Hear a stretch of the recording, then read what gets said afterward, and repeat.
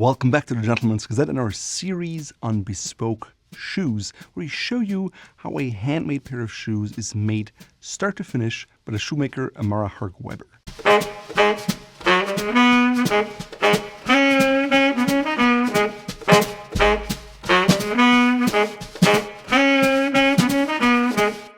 Today in episode 5, we talk about how the uppers are made. And I forewarn you, it's quite a complex process. The uppers of the shoe are what you actually see, that's what covers your foot. The shape of the uppers dictate the style of the shoe. Of course, there are the details such as stitching, broguing, but most importantly, it's about the shape. At the core, you create a 2D pattern and a 2D upper that you then last on a 3D last to make a final 3-dimensional shoe. In order to create the uppers, you actually need quite a few tools.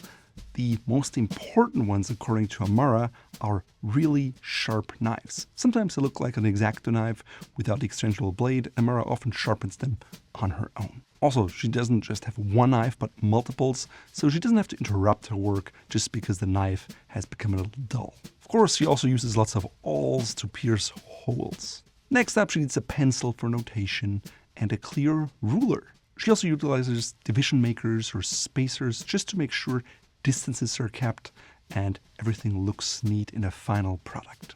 You also see a paddle or a honing strip to keep the knives sharp. Then there are a number of plastic templates, also known as French curves, which make it easier to create a pleasing line on the patterns on the leather. Now that being said, Amara typically likes to do freehand work, so she doesn't rely on those, but I would certainly need those. If there's any type of broguing, you'll also need a hole punch. And later on, of course, you need a sewing machine because hand sewing uppers is not something you want in your shoe.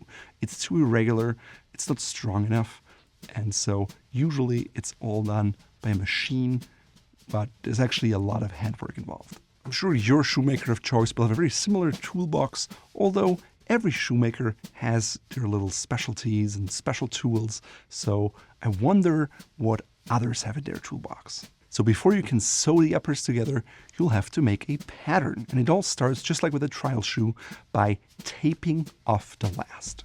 Now a good beginning makes the entire process easier, and because of that, Amara rubs the entire last in a paraffin wax, which makes it easier later to remove the tape. It also prevents the last from absorbing any fluids that may impact the shape. Because of that, Amara applies extra wax to the bottom of the sole because that sole will be quite wet and we don't want the water to get in the wood. Amara uses 2 layers of tape and she applies those in different directions to prevent any kind of shifting, movement or shrinkage between applying it to the last and taking it off. Once taped, Amara removes the excess tape along the feather line because later the insole will get onto the last from underneath. Once the tape is on the last, Amara begins to sketch out lines of the patterns that the final shoe will have later on.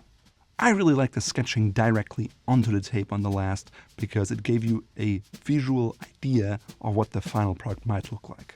Now keep in mind, lasts are always more extreme than a final shoe, but still, it is much better to get a visual understanding. Some workshops may have standard patterns, especially if they have a standard black capto Oxford or maybe a full brogue, but Amara likes to create unique patterns for each customer because there's always different ideas, designs, and needs. Drawing freehand directly onto the tape also has the advantage that you can accommodate any kind of special curvature of the last and it won't look odd, but you can always adjust. Therefore, a pencil is good because you can just use the eraser and start over. Yes, there are other methods like geometric patterning, which relies solely on measurements, but every shoemaker has their own take on it, so it's each to their own. To better orient yourself, Amara marks reference points, including the center line of the last. This center line is actually really important because the entire shoe is oriented around it. If the upper is more pulled to the left or more pulled to the right and is not aligned with the center line, it will be a flawed shoe. Now, the other really important reason to have a center line is the design because it is mirrored on the center line. Yes, I was totally stunned to learn that the actual pair of shoes is just designed on 1/2 or 25% of the shoe. But if you think about it, it makes perfect sense. First, you have the right side of the design that is mirrored on the left, so you have a consistency on your shoe. And then you mirror the same pattern on the other shoe, so both shoes look the same. Now, all this is obviously only true if the design is not asymmetrical, but most classic menswear shoes have a symmetric design. Now, it doesn't look like it because the last is different, but ultimately the upper and the design and how it's made is symmetrical. Later on, when the uppers are lasted, the center line also really helps to make sure everything is aligned properly. Apart from the center line, there is a top line, which is really important to make sure the shoe doesn't interfere with your ankles.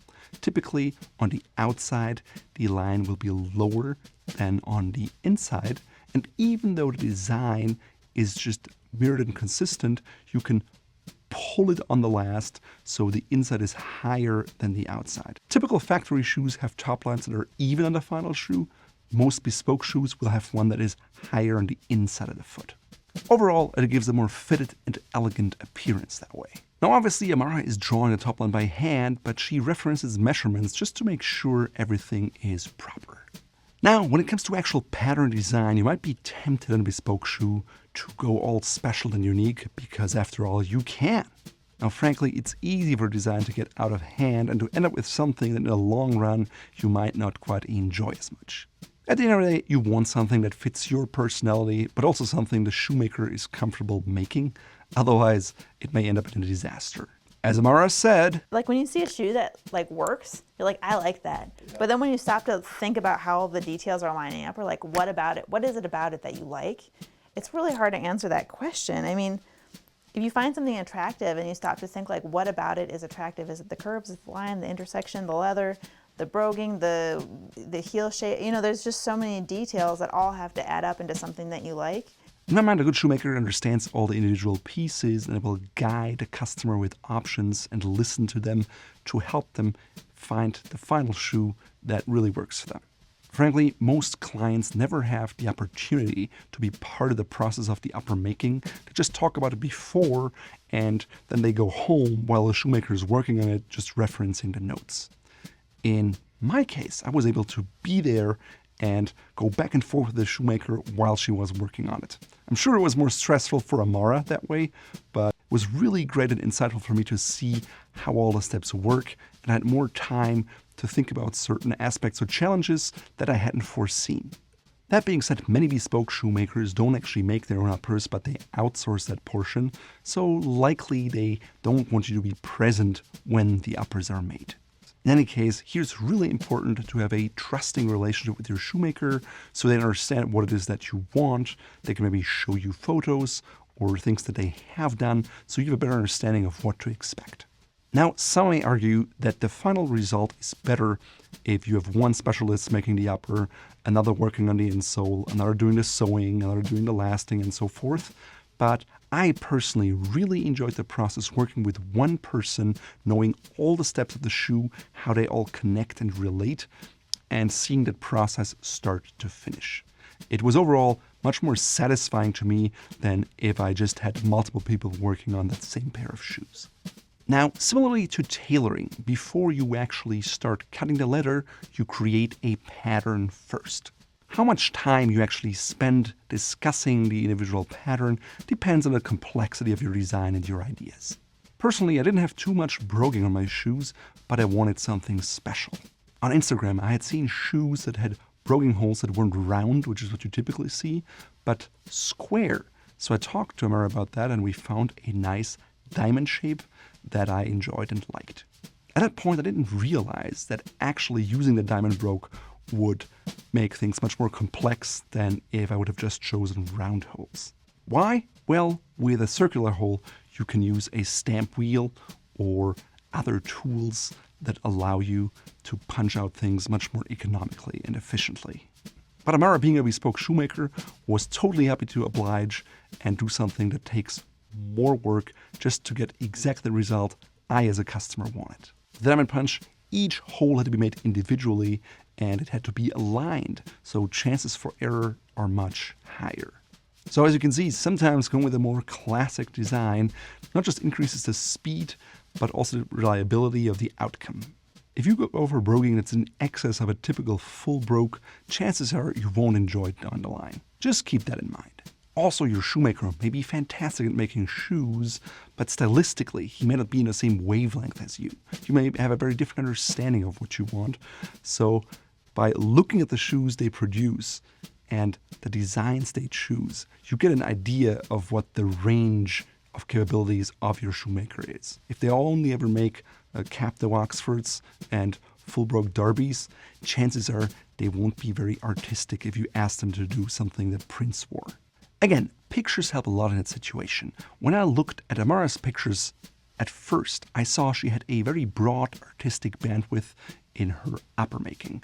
And I personally was really attracted to it because it told me that whatever it is that I wanted, she could help me out. Amara acknowledged that her artistic brain worked really well with imagining new patterns or out-of-the-box things. Now, as a classic style enthusiast, I didn't want anything out there, but I certainly had very detailed requests. For example, let's talk about the Capto. In fact, many toe caps are just that. They're separate pieces of leather that are sewn together. I already liked the fact of a faux toe cap, which would be entirely flat and just visually look like a toe cap by the use of stitching. Also, I had seen a pointed toe cap, which is rather unusual on a ready-to-wear shoe. Why? Well, you have to align the point exactly on the center line, which is more difficult in a factory setting than for a bespoke shoemaker. Aside from the increased difficulty, I also liked the look. So now that I chose the pointed cap though with the diamond broguing, the question became, how do we actually align it? And what does a broguing look like in the middle? Again, with a round brogue hole, it doesn't matter, you don't have to think about it. With a diamond, all of a sudden, it becomes a challenge. So at that point, I questioned my decision of a pointed toe cap, and I played with different options. Something that was maybe half round and imitated the line of the Adelaide further up on the shoe. Then I thought about the winged cap, but then after lunch and some thought, I realized that a pointed toe cap was the right way to go forward. It seemed like aligning the diamond along the center line looked the most pleasing to the eye. As you can see, bespoke sometimes is not all roses. You start questioning yourself or the project and the design, but overall, it was a very satisfying experience. Another challenge with a diamond brogue are the corners. We eventually settled on setting it at 45 degrees, so it would be a nice transition between both straight lines. Now, typically on a brogue shoe, you see pinking or gimping, which are these little triangle zigzag patterns along the brogue edge. Not sure what I'm talking about? Take a look here. Because the leather already had a hedge grain, I felt having an additional triangular element would be too much, and so I decided to skip it. I was really glad that Amara threw out all the different options so I could decide, because in the moment, even if you come prepared, sometimes you may forget something because you're not familiar with making shoes day in and day out. For example, she mentioned that many brogue shoes often feature a second sewing line. And I also opted against that because I felt like it would have been too cluttered overall. But if she hadn't mentioned it, I may not have thought about that at the time and maybe later regretted it. Now, the heel cap also merited extensive discussion. If you know from a hole cut, for example, from a true hole cut, there's no seam on the leather at all. Because of that, it's typically something you find in a bespoke shoe. Obviously, mine wasn't a true hole cut because it was an Adelaide, but I was still tempted to ask for it in the back. Now, Amara said she was uncomfortable doing that, and so we decided on a heel cap design that incorporated the seam lines so there was no center seam line in the back of the shoe. We worked together extensively to make the design work in the exact shapes, and at the end of the day, you're always wise as the customer to listen to your shoemaker and their limitations, otherwise chances are it just won't work out. Honestly, it took a while, but finally we settled on a design we both liked and she felt comfortable creating. As you can see, there's a great amount of detail in the uppers that most people will never notice. Experts may notice it, but personally, I was thrilled to know that my shoe was special to me and all the thought that went into that product. I think because of that, I enjoy wearing those shoes more than maybe an off-the-rack shoe, because every time I put them on, I know everything that went into it. But hey, we aren't even close to done in this process, so let's move on. Now I showed her a particular tongue design, and she noted that it was quite wide and that it worked for the Derby shoe, but maybe for the Oxford, it was not quite the right design. However, she understood what artistic vision I had and tried to accommodate it so it would look good on the style shoe I had settled on. Another element most people don't really think much about are the lace hole on the shoe facings. You could have straight lines that run parallel to the cut edge, or you can have them spaced in a different way. In recent years, making the space between the bottom holes wider than the top ones has become quite popular. Because I chose the Adelaide design, I wanted the holes to be aligned to that shape, and so they got progressively slimmer towards the top, but they also had to make sure that the lines were pretty much parallel to the shape of the Adelaide cutout. Throughout this process, Amara helped me to keep track of the different angles, designs, and cutouts so we could make sure the shoe overall was consistent. She also pointed out that even if we made one small change in one area of the shoe, we would have to consider all the other decisions we've made because it may impact them. I mean, it's so amazing, isn't it? It's like 2 millimeters. This is less than a millimeter. And it's going to make a world of difference. Yeah. I mean, shoes are so small. I mean, that's what makes them hard, and that's what makes good shoemakers hard to find. Just like the bespeaking process in our episode 2, this pattern making process is all about the communication and the honest and open flow of the vision with your shoemaker. Tell them what you want and like, but trust their experience and let them guide you. Now, once we had finished the final design on the tape, it was time to actually make the patterns that would allow Amara to cut it on leather. First, Amara cut off the tape from the last, just like she did with the trial shoe, and then she applied a paper backing to it to prevent any type of distortion. She also cut the edges to help everything lay nice and flat. Amara also pricked guide points in the pattern that allowed her to always easily line them up. Remember, even though the uppers will be symmetrical, the lasts aren't. Now you could assume Amara would just work off the tape with a backed paper, but instead she made a master pattern, drawing it on a much thicker piece of paper. A master pattern is generally a pattern that is used to make all other patterns, thus ensuring that everything lines up perfectly in the end. Amara used the pattern wheel to accomplish that transition. Frankly, this step is more than just tracing. Amara uses her experience and expertise in leatherwork, understanding how leather typically stretches in certain areas, to accommodate that into that master pattern. For instance, how much lasting allowance is left depends on the thickness of the leather you're actually going to use.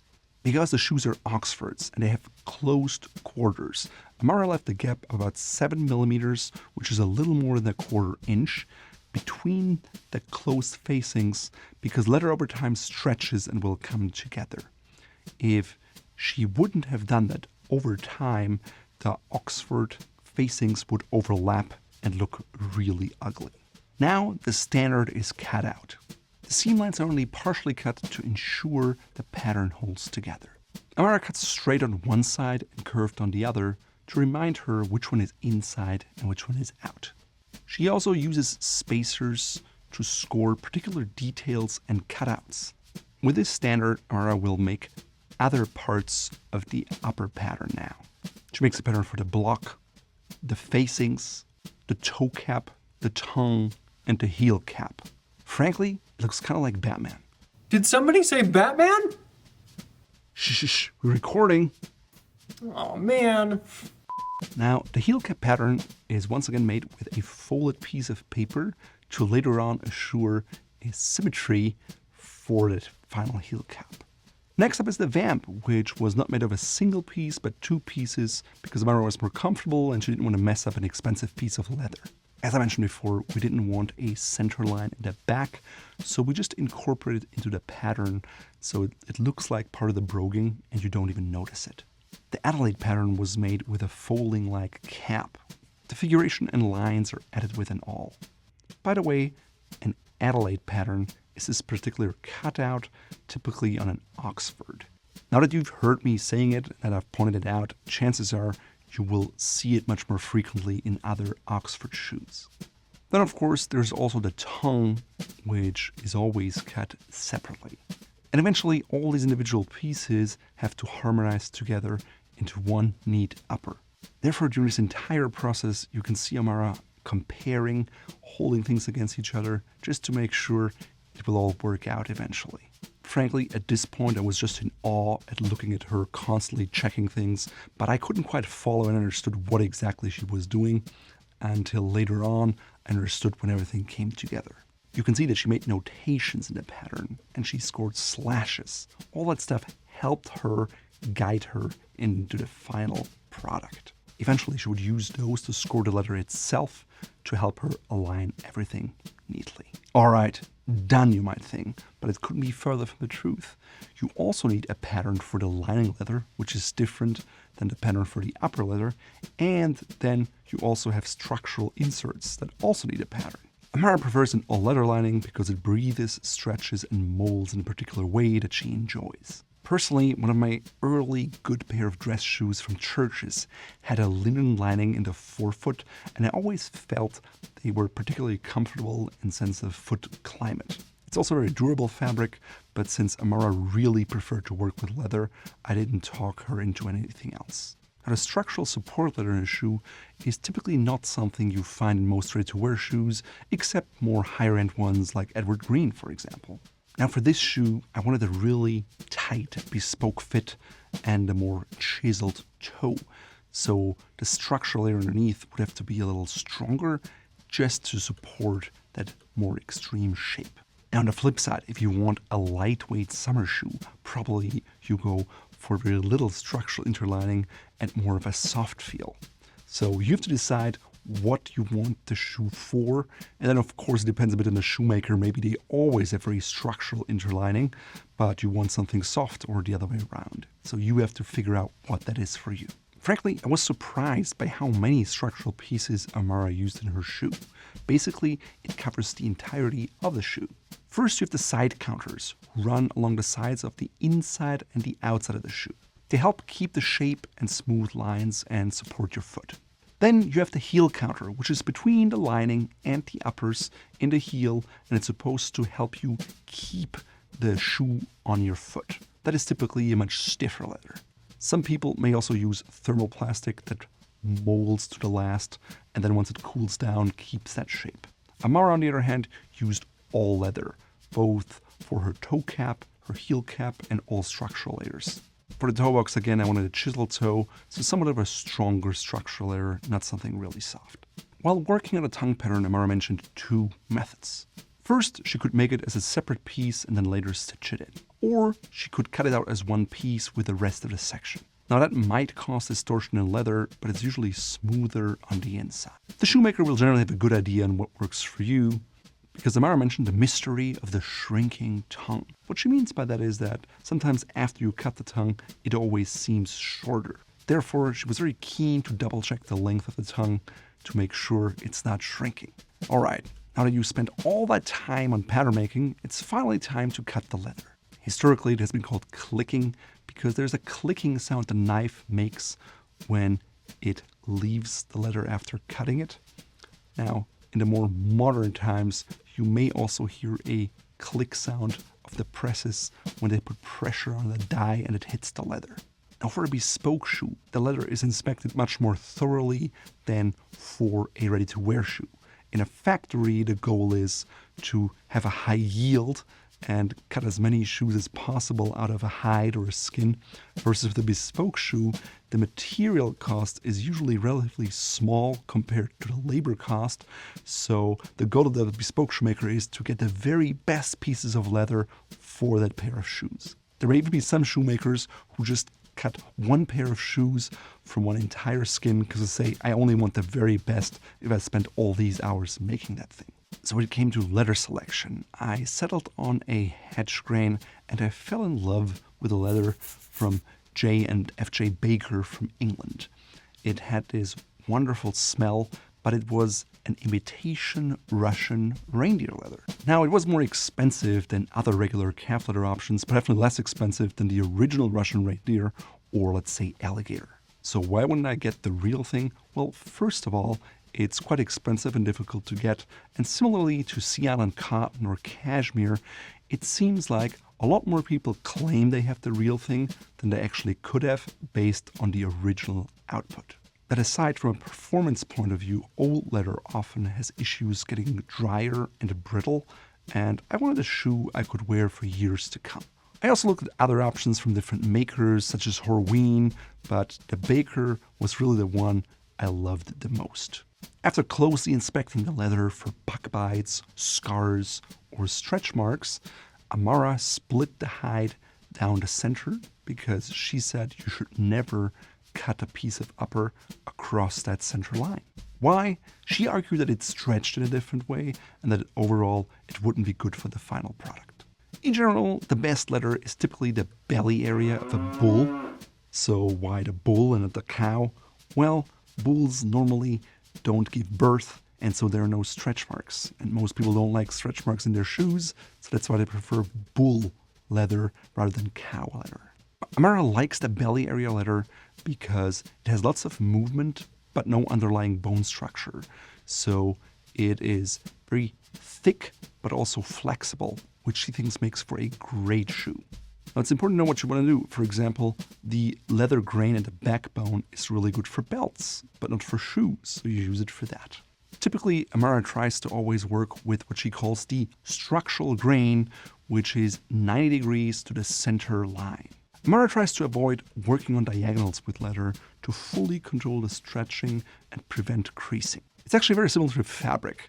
If you pull in a diagonal of a fabric, it's much more stretchy and flexible than if you pull in the direction of the weft. I thought it was interesting that Amara always kept the toe facing the center line. But she did that to ensure both consistency and shape retention. Think of it as a center line, just like the mirroring line, like in the other parts of the shoe. Pretty cool to see that kind of consistency throughout the process. Obviously, here are very different thought processes going on in ready-to-wear versus bespoke. You truly get the very best stuff in a bespoke shoe. But it also costs a lot more. Now here in this Russian reindeer leather, you may see some white spots, but that's not a defect. These are just oils and waxes that have settled, and once you rub and polish a shoe, they will come out and everything will look smooth in terms of the color. All right, now it's time to start cutting. And as a bespoke shoemaker, Amara prefers to cut everything by hand rather than using die cuts. Typically, the pattern can be traced onto the leather with a silver pen that shows you exactly where you have to cut. Now in this instance, the silver pen didn't really work because of the hedge grain, and so Amara cut directly from the pattern. Of course, it's really important that the pattern is kept in place, which, frankly, I was concerned about, but she did a fantastic job. Remember those slits in the pattern? Here, Amara is scoring overlaps with her awl. It tells her where the other pieces of the uppers will be attached for a precise fit. Now Amara cuts some larger sections. The section inside the Adelaide is particularly important. Why? Well, it features the lace holes, and if it doesn't look symmetrical, everything looks off. Moreover, everything has to line up perfectly for it to be functional. Next up are smaller sections like facings or the heel cap. Amara was particularly careful cutting around the Adelaide edges because in the final product, that would be the only area where you could see the final cut edge. Everything else would be folded and it wouldn't be as big of a deal, but here it was particularly important. Of course, it's not just hitting the right lines, but also the angle you're cutting at. Finally, we've got all the leather pieces cut, but we're nowhere near done. Why? Well, now it's time for the lining, then we need the structural pieces, and then it all has to be assembled. Man, I really didn't think of uppers as being so complex, but now that I think about it, they actually are really time-consuming. So for the lining, I wanted something fun and bold, and Amara had different leathers that I could choose from. I think now she has a whole array book of different lining leathers and all the colors you can choose, so you get exactly what you want. Now, but it's not just the color when it comes to lining that's important, but also the texture. I saw some smoother leathers, some more with an open pore, and of course there's also suede, which is typically only ever used in the heel area, otherwise it's not advantageous. You just stick inside your shoe and it's not comfortable. Of course, the tanning of the leather is also important, and you can learn more about veg tan and chrome tan here. Amara often prefers a veg tan leather for a lining for various reasons. For one, veg tan leather is typically quite absorbent, and that's what you need for a lining leather. It's also typically the least reactive leather, so it's good for something that is in close proximity to your skin, such as your foot. A neutral color will also mean that there's no chance of it coming off on your socks. That being said, modern lining leathers are very good in the color science and they hardly ever come off on your socks. Not sure how exactly you can distinguish between a veg tan leather and a chrome tan leather? Well, the easiest and quickest way to do it is to do a burn test. A chrome tan leather typically emits a bluish smoke. The flame is blue or green, and the ash has like a bluish tinge to it. It typically also has a strong, unpleasant odor as the chromium salts are burning off. Veg tan leather, on the other hand, will typically have a yellow flame. It will have a brown smoke and a white ash. Sometimes it can also be light gray. I mean, where's Professor Preston when you need him? Preston, he's Professor Preston. Of course, you can also use different leathers for the lining in different parts of the shoe. As I mentioned, suede is sometimes used in the heel area, but nowhere else. Amara also likes to use a thicker, more structured leather around the heel. Why? Well, movement there is not needed. On the flip side, in the front, where there's much more movement and creasing, she likes to use a thinner leather, so the shoe is more comfortable. Initially, I liked the idea of a yellow lining. Eventually, I settled on a turquoise lining because it's fun and you don't find it in ready to wear. Now, even though the lining and the uppers are very similar, Amara creates a different pattern for them so the seam lines don't rub on top of each other, therefore breaking prematurely. Very smart. I would have never thought about that. Also, if you had two seams on top of each other, they would bulge up more versus if they're offset, everything looks smoother in the final shoe. I think having witnessed the entire process, I have a much higher appreciation for the level of detail and craftsmanship that goes into such a shoe. Because the lining doesn't really show on the outside, you don't need the ultimate precision needed for the upper leathers. There's also more excess that is then later trimmed off. So overall, making and cutting the linings is quicker than the uppers by a long shot. So now the leathers are cut, they have to be sewn together. So stay tuned for episode 6. And keep in mind, sewing leather is much more tricky because it's irreversible. Unlike with fabric, where if you make a mistake, you can just open the stitch again. With leather, you have to redo the entire process.